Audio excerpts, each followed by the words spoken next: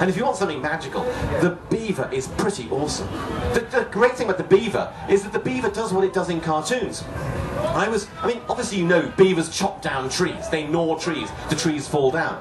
But then to see what they actually do is remarkable. Now, beavers were extinct in Britain, Great Britain, 400 years ago.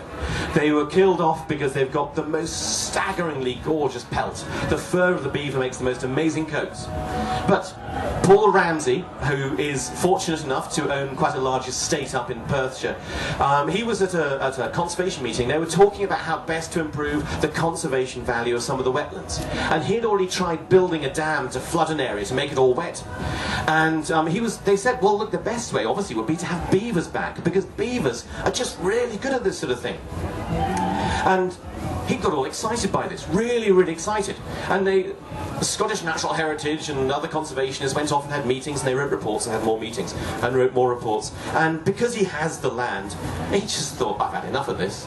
And so he hired a white van and drove down to Kent and picked up a couple of beavers from immigration control and took them back up to his estate and released them. And it's possible that in their confinement they had lost some of the skills necessary to be a successful beaver.